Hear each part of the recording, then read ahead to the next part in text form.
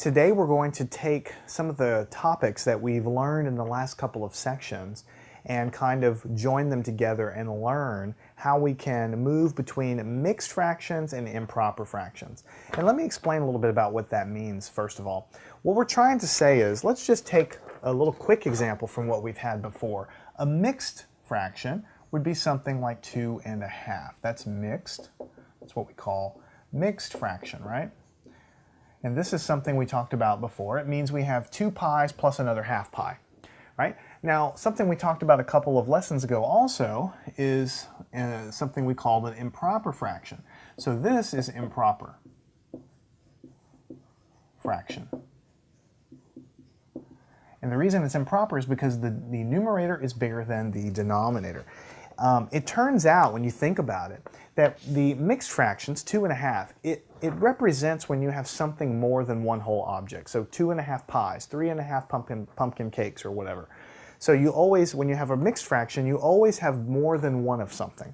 But then we also talked about improper fractions, and we also said that improper fractions also mean that you have more than one of something. And you can go back to that lesson and refresh your memory on that, but we drew a lot of pictures and we showed you that when you have an improper fraction, you also have more than one of something. So here's what I want to drive home to you here. The point is mixed fractions written like this and improper fractions written like this, they both represent when we have more than one whole object. That's what they both do. And they're just different ways of writing the same thing.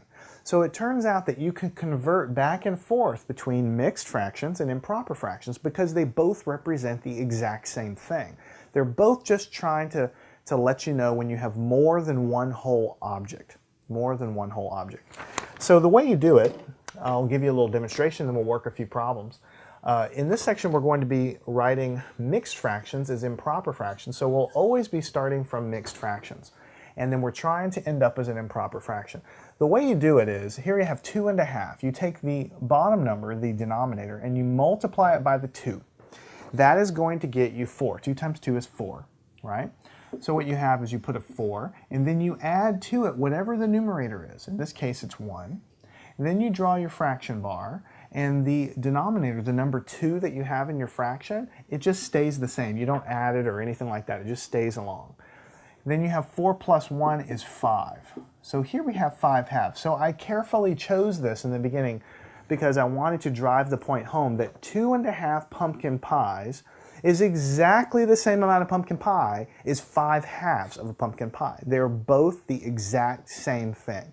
If I tell somebody, hey, give me 2.5 cakes, and then they give me that, and then on another day I say, hey, give me 5 halves of a cake, or 5 halves cakes, then they would go get the exact same amount of cakes. They would go give me 2 whole cakes, and they would cut another one in half, and they'd give me that.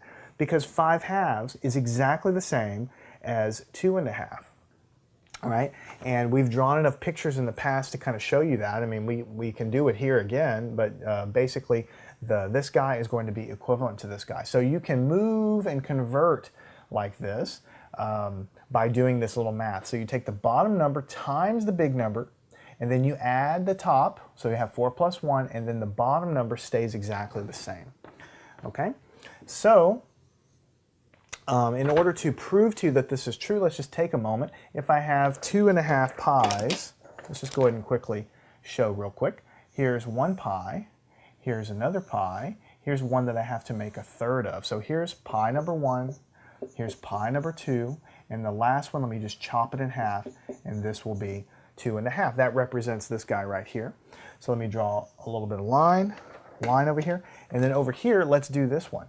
So what I have here is pie number 1, and I need to cut it into 2 pieces because I have a 2 on the bottom, and I have 5 pieces. So I have, here's piece number 1, here's piece number 2, but I actually need more pieces. I need 5 pieces, so I need to grab another pie, and I need to cut him in half because the bottom number is a 2. Here's my 3rd piece, here's my 4th piece. All right, but so here's 4 pieces when I cut these pies in halves, but I don't need only that many, I need 1 more, so I grab another pie and I cut him in half because of the bottom number, and here's my 5th piece. So when I'm doing it in terms of improper fractions, I grab my first pie, cut him in half because of this, Here's 1 piece, 2 pieces, 3 pieces, 4 pieces, 5 pieces. It represents exactly the same amount of pi in both cases. So they're no different. They just look a little bit different the way they're written down. So now that we've drilled that in, let's get a little bit of practice with converting between mixed fractions and improper fractions. So how would I do this? Well, if I have 3 1/3, you take the bottom 3, you multiply it by the big number, that gives me 9, plus the number on the top, which is 1, and then the denominator, the 3, just stays the same. It just comes along for the ride. So 9 plus 1 is 10, so we have 10/3. That is the answer. So notice here is a mixed fraction, here is an improper fraction, both of which represent the exact same amount of pie or cake or whatever it is I'm talking about. Okay? Now let's go and say, with number 2, we have 4 2/3. 4 2/3. How would I convert that to an improper fraction? Well, you take the bottom number and you multiply it by the 4. So 3 times 4 is 12. And then you add to it the numerator, which is 2. And the bottom is just going to keep the same number as this, which is 3. So 12 plus 2 is 14 over 3. So 14/3. So here's an improper fraction that's exactly equivalent to that one right there. All right. Switch colors a little bit. Let's say we have 3 1/5, and I want to convert that to an improper fraction. So I take the 5 and I multiply by the 3, and that's going to give me 15. And I add to it the 1 on the top, and then I keep the 5 on the bottom. So what I have is 16 on the top, 5 on the bottom. 16/5. That's the final answer. It's an improper fraction exactly equivalent to what I have right here. The next problem, let's say we have 6 1/3 and I want to convert it. So 3 times 6 gives me 18 plus the 1 on the top. The bottom number is a 3 and that stays the same. So 18 plus 1 is 19. 3 remains on the bottom and that is the final answer, 19/3. And we'll just do one more just to solidify this stuff. 2 7/8. 2 7/8.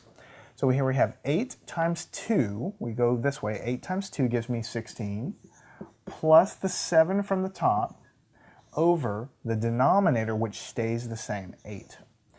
Okay, so 16 plus 7 is going to be 23, and then the 8 just stays along down here, so 23/8, and that is the final answer.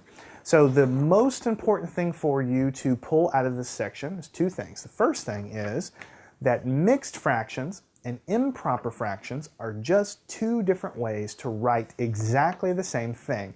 And that is when you're trying to represent that you have more than one of something, like 2.5 light bulbs or 3.5 beach balls or whatever it is. So the improper way of writing it and the mixed fraction way of writing it can really mean the same thing. The second thing is you can convert from mixed numbers into improper numbers by using our method. You take the bottom number times the number in the front, add the number on the top, that number goes on the top of your new fraction. The denominator of your fraction stays the same. You don't do anything to it. So that's how you convert from mixed fractions